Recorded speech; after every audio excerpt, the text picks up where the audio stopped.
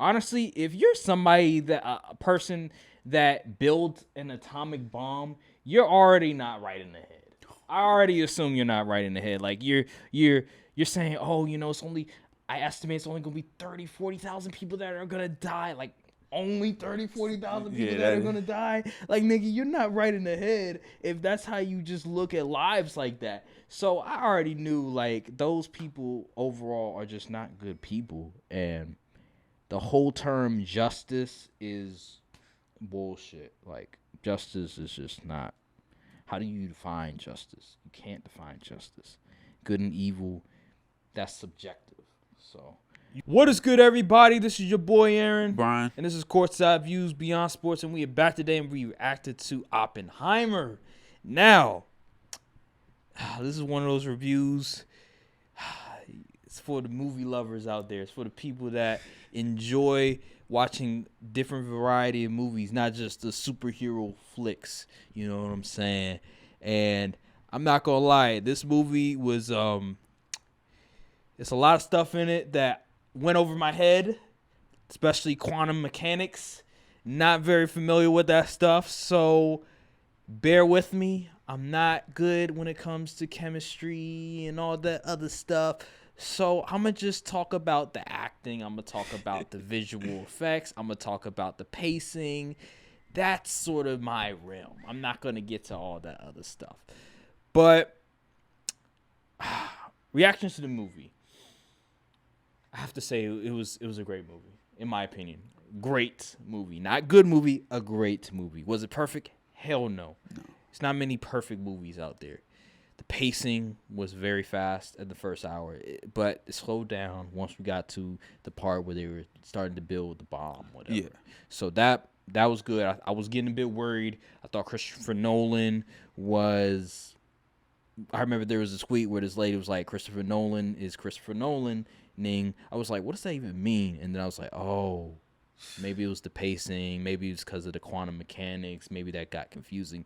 But I will say, they did probably the best job they could at explaining what quantum mechanics is, because I sort of got it a little bit. So I think they did the best they could do with what they were able to sort of explain at that time. So good job, Christopher Nolan, putting that in there. The acting was top tier. Yes. Speak on the acting. The acting was top notch. We had plenty of stars in this movie, and I mean plenty of stars. Matt Damon put on a good performance. Obviously, is it Cillian Murphy. Cillian Murphy, yeah, Murphy. He did a great job. Robert Downey Jr. did a great job. Yeah, it was just all around good performances. Yeah. Emily Blunt, Florence Pugh. My boy Josh Peck from Drake and Josh, my guy from The Boys was even in there. He was in there. Then you had the dude. He starred in Bohemian Rhapsody. They had all. I knew he looked familiar. Then there was the doctor from Stranger Things who gave 11 her powers. If you ever watched the Stranger Things, it was so many different guys. Yeah, it was so many recognizable, familiar faces. Oh my God, they all gave really good performances. Yes, I have to salute to the actors because, first of all, it was only $189 million budget, I think that's what it was. And so with that many sort of really good actors, I don't think a lot of those actors got paid a whole lot of money. So they probably sacrificed a lot of money and time just to be in this film. And I have to salute to all those actors that probably, they deserved much more money, but they decided to, hey, I'm gonna just do it because it's Nolan. This is going to be one of the best films of the year, and I'll be a part of it. It's going to be a part of history. So salute to all those actors that sacrificed time and money to be in this film, because you guys did an excellent job with it. The story, again, phenomenal. Yes. It was phenomenal, phenomenally written. There was some criticism besides the pacing. Obviously, I think at the end of the movie, when it came to sort of the aftermath of the bomb, there was criticism because there wasn't Japanese representation in it. I remember one lady, she tweeted out, it was like, how couldn't you have any Japanese representation? And then people sort of countered the argument, well, this is about Oppenheimer. This is about Oppenheimer. Yeah, Oppenheimer. So I think. And do we really need to see Yeah, that? that's the thing, right? Like, do we really need to see that? I feel like what Nolan was doing, I think, yes, this was an R-rated film, but at the same time, I don't think he wants to traumatize, because there's going to Exactly. be Japanese Americans that probably watch this.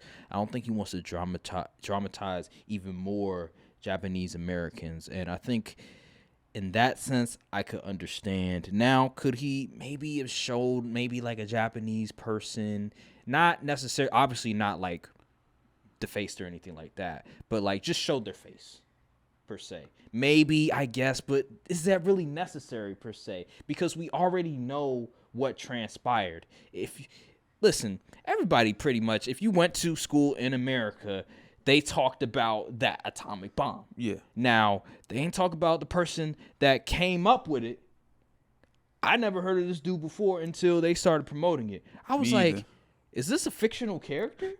And then all of a sudden, I search up his name. I'm like, this dude is real. I thought Einstein invented the atomic bomb. Einstein invented the equation for it. Yes. But Oppenheimer took it to the. in school, they made it seem like Einstein was the one that invented the atomic bomb, and he had And an if you watch the end of the movie, you see why they made the narrative that way. Absolutely. So they was like, oh, he had an input in it, but he didn't necessarily really have an input in it. He wasn't for it at all. And so the movie, the tone of it all, I thought they really made sure that, hey, number one, this is not a film about a hero. This guy was not no hero. This guy was very gray area. Another thing I noticed, the black and white, I was trying to figure out, okay, how is Nolan utilizing the black and white? Because I'm a Breaking Bad, I'm a Better Call Saul fan, and they use black and white to sort of showcase, okay, this is the present time, and the color is the past. I was trying to figure out what exactly was he using the black and white for, because he was showing Robert Downey Jr.'s character a lot using the black and white. Right. And I'm thinking maybe it was sort of like I guess the tone of the setting, because every time he showed Strauss, and it was like very like dramatic situation, like something he was scheming, something like something was in the air, like that wasn't right. So maybe it was something in that realm, because I was trying to figure out, well, is the black and white because it's present day now, and yeah, I'm still trying to figure that out, but I think that's maybe what he was trying to do. But yeah, just the second act, when we finally got to them building the bomb, right? And they set off the bomb. Just your reaction to just that moment. That's the part I was really waiting for. I was like, let's get into this, how this bomb was made, seeing them like bounce ideas off each other and stuff like that. It was an interesting process. But one thing I think stood out was that how much other things encompass this whole process, like security clearance, them having to go to different recruit scientists from this place, and then the whole how the political climate really influenced and impacted this whole process. And I believe in the movie, Matt Damon's character, I forgot his name. He was a general. Yeah, he was a general. He said it took 3 years and $2 billion. Yeah, $2 billion. I want y'all to know how crazy $2 billion was in 1940. That shit was crazy. That's like 40 million, probably 40 billion now. Something like that. Yeah, maybe trillions. Nah, not trillions. Trillions is like, oof. Yeah, that's but yeah, crazy, that's a lot of freaking money for just some nuke. One nuke test costed $2 billion. That's insane amount of money for back then. I didn't even know they could get. I ain't gonna say that. I'm gonna make myself sound unintelligent on this jump. But yeah, that was crazy. And yeah, after like the first hour or so, the movie really started to get into a consistent pace, and they really drawn out the story and really explained in the detail. And that I like how in the end of the movie, where it was like explaining the whole process, wasn't really a trial per se, but they was doing pretty much the Oppenheimer was on trial, not really a trial though, for his security clearance, and they had all these interviews. They had to bring in witnesses and all that stuff and questioning, and like pretty much a court, but except it was like in a small room. Mm-hmm. So yeah, and then going back and forth to Robert Downey Jr. Him being in front of, was it the Senate or Congress, Yeah, something something like like that. that. Mhm. And then that whole dynamic, that was like, that felt more tense than the actual bomb Yeah.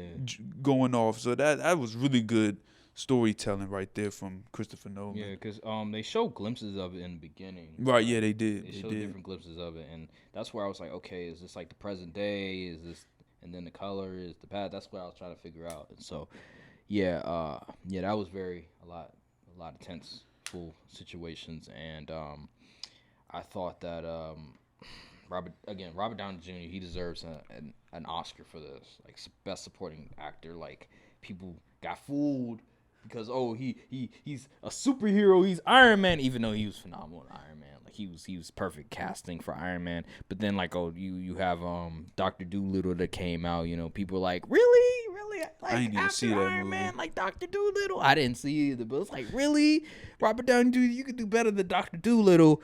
And so they were like, all right, they playing with my name. Let me show them I can actually act. And so let me remind them who I am. And so this right here was just great. I think Robert Downey Jr. even said this is the best sort of project he's been sort of involved in, movie related. And so that just lets you know just how important this movie was for him and his career. And he delivered in every single scene. In the beginning, in the middle, in the end, especially the end. Like at the end, I was like, "What? He's trying to he's trying to smear Oppenheimer's name? Like what's going on?" Then I realized, oh, he did make fun of him in the court, but really off of that, Exactly. alone? That Like, was super come petty. on, bro. That was super petty. What? Oh man! So just that, I was just like, man, these guys. I loved how they showed just how diabolical, how just evil a lot of these white guys were back in the day. Like, you know, they're doing it for their country. You know what I mean? Like justice.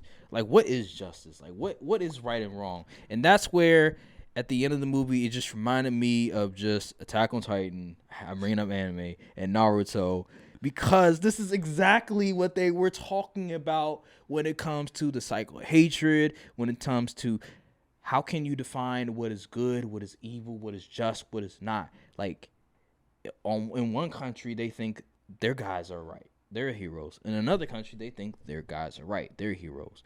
And so, like, the pain, the cycle of hatred, that speech alone, it just gets to my head when I was watching the movie, because it's just everything about what Payne said is just an example of this movie. Because you look at Oppenheimer and you look at all the people, the Americans, they were celebrating him as a hero, but he was like, but I got blood on my hands. Like, I'm part of the reason why. I think they said 200,000 people died. Like, it was over 70,000 people that instantly died. Yeah, initially, yeah. And then over time, you know, the radiation and everything like that, 200,000 people. And the ending where they showed the light flash, like he was in the room and all the people celebrated, like, yeah, you did it. And then the light flash, the girl, whatever, her face was starting to disintegrate. And then it was another where it was Like a charred body. And I was doing research afterwards, and that was literally, yeah, people had charred body. You know, in Attack on Titan, the rumbling where the people had charred bodies. That was literally what it was. Like, people, yeah, had charred bodies, radiation all over their bodies and stuff. Yeah, it was ugly. And again, I think the lady who criticized the film for not having Japanese representation, I don't think it was necessary. I just think it was already traumatizing as it was, and I don't think them adding a Japanese person to show that their face in that situation, I don't think it would have been good. It would have been very traumatizing, and people were already like in my theater, they were, it's like real quiet, and you could feel the energy. It was just like, damn, this is like, yeah, it's not good. Not Yeah, good at this is all. not a good guy story, Yeah, man. and I think even in the beginning, I already knew like, okay, this guy is not good at all. Like, honestly, if you're somebody that a person that builds an atomic bomb, you're already not right in the head. I already assume you're not right in the head. Like you're you're saying, oh, it's only I estimate it's only gonna be 30, 40,000 people that are gonna die. Like only 30, 40,000 people Yeah, that are that. gonna die. Like nigga, you're not right in the head if that's how you just look at lives like that. So I already knew like those people overall are just not good people, and the whole term justice is bullshit. Like justice is just not. How do you define justice? You can't define justice. Good and evil, that's subjective. So You want to know what was one of my favorite full circle? Well, it was the full circle thing. Remember how in the beginning of the movie they were worried they could like light the atmosphere on fire and it would just cook the chain reaction would just keep continuing till the whole earth is engulfed in that stuff. But then at the end of the movie, he said we might have did it anyway, just by even dropping the bomb in the first place. mm-hmm. And it really starts putting stuff in perspective because nowadays everybody has nukes, Yep. and not only are they just nukes, they are significantly stronger than the ones that dropped in the 40s. Yeah, like it probably can destroy an entire country. For sure. It's insane. They Yeah. even have ones that can fly under radar detection at pinpoint accuracy at super fast speeds. It's insane. Yeah, and then just everything like from the spy, he sort of having a guy that he brought on his wing. Yep. He was a spy. Like that was crazy, and yeah, man, him being like sort of supporting communism at the beginning and stuff like that. His brother being a communist, like it was just a bunch of crazy stuff. Crazy stuff.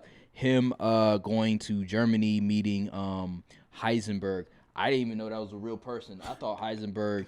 The only time I heard that name was from Breaking Bad because the main character, he is a drug dealer, a meth dealer, right? He makes meth, and his nickname is Heisenberg.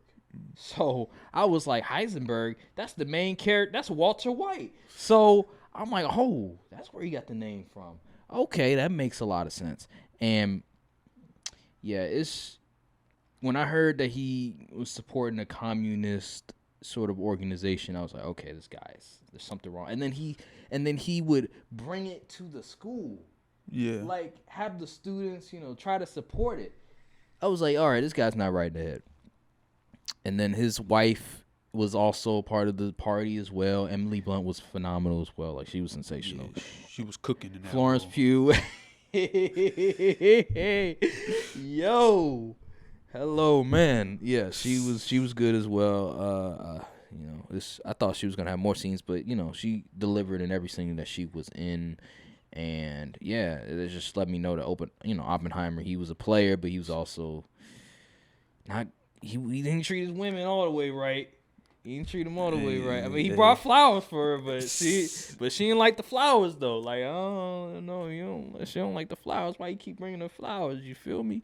But yeah, so I don't know, man. It was just a really good film. If I had to rate it, I give it a 9. Yeah, I give it a 9. I'll probably go for another watch. Really? That's 3 hours. I know, but it's still nuances that you're not going to be able to catch on the first watch. I agree. Like the quantum mechanics thing.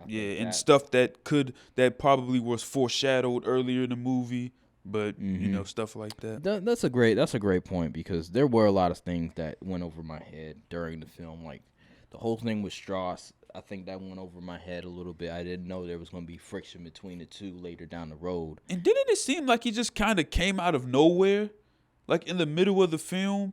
Like where did his involvement in this even come from? So like I remember I don't know what his position was, but I know he was the guy that brought Oppenheimer to Princeton. That's what it felt like to me. So I was like, okay, yeah, he brought like I forgot. But wasn't that after the nuke went off and stuff? No. You sure? Well, No. I think he was a professor first before he started the Manhattan Project. Hmm. I think that was like before But he I started thought in the Manhattan beginning of the Project. movie he said that he was the most world famous quantum physicist, and Yeah, that's why he brought him to yeah. Cause so like over. cause he remember so like in the beginning, he was when he went to Princeton he was already well known, but he didn't do the Manhattan Project yet. Uh, That's what I'm trying to say. So like he was already well known. That's why he went to Princeton. That's why he's professor at Princeton. But it wasn't until he started to become a professor at Princeton that he eventually went to the Manhattan Project. uh, And so remember the professor there, I think they talked about the Manhattan Project and how he he wanted him to be in the project, but he couldn't allow him to get in the project because his communist views. okay. And so that's what happened. And so it was real good, man. It's gonna be up for best picture. I'll be shocked if it isn't up for best. It's gonna get a lot of awards Yeah. nominations. Like I'll be just completely shocked if it doesn't. But yeah, I give it a 9 out of 10. I think that overall, although the pacing was a bit off at times, I think it didn't take away from just how good the story was. And I thought the music in certain moments they did a really good job. The camera angles they did a really good job emphasizing sort of the emotional aspect of the situation. Um, it was just a lot. It was just visually pleasing. Yeah, Like, it it was really was. visually pleasing, man. I watched Mission Impossible. It was solid, but for the amount of money that they spent, which was 290 million, probably because they had to like reshoot some stuff. It wasn't that, and that was $189 million budget. So it just had just amazing effects that I was just enamored. I just was very enamored with. But any final thoughts? Um, I will recommend y'all to go watch it in a Dolby theater or something, cause that sound was insane. It felt like I was in a 4D movie the way the Mm. seats was rumbling. Well, I hope you're not watching a spoiler review if you. I hope y'all saw it in Dolby. Oh yeah, for sure. Yeah, RPX or Dolby is fine because yeah, RPX is pretty much Dolby because they have the vibration seats and the sound's pretty great as well. So go to the Regal Cinemas theaters. Go to your what's the Alamo yeah. something like that, or go to AMC and have the Dolby Cinema theater. And don't just watch it in standard. You got to watch that thing on the best type of like screen imaginable because them visuals is incredible. The sound is incredible as well. So yeah. I'm also glad they didn't like have the nuke go off and the sound go off at the same time. Mm-hmm. Consider they were miles and miles and miles away from it. The Like aftershock. it came like the aftershock came like a minute later. Mm-hmm. It was that was dope. That was dope. I knew that was gonna happen. I knew Yeah, it I was was gonna like, be. yeah. I was like, Christopher Nolan's too smart to mess up on something like that. Yeah, only man. What made the just the closing? What made this movie so great is that I didn't check my phone not once for the time. Like for a 3 hour movie that's not a superhero type of film, you know how hard that is to do. To just have my attention for 3 hours for a film about a guy that he was a scientist. He created an atomic bomb. Like it wasn't like he was a superhero. He didn't have superpowers or anything like that. He was just a scientist. And he was able to make his story so compelling, so interesting, where I was engaged the entire film in an era where social media, where everybody's attention span is lower than ever. To be able to do that, this is a movie. You got to be mature to watch this movie. You can't be no little kid. You can't be no 15-year-old watching TikTok all the time. With little attention span. You can't be like that and watching this film because you're gonna be disengaged. This movie was for the movie lovers. That's what it was. But yeah, Thank you guys for watching this video. Make sure to like, subscribe, comment down below, hit the notification bell, and follow the socials because we be posting on Instagram, Twitter, Threads, you name it. And we'll see you guys in the next episode of Courtside Views Beyond Sports. Thank you guys for watching, and peace.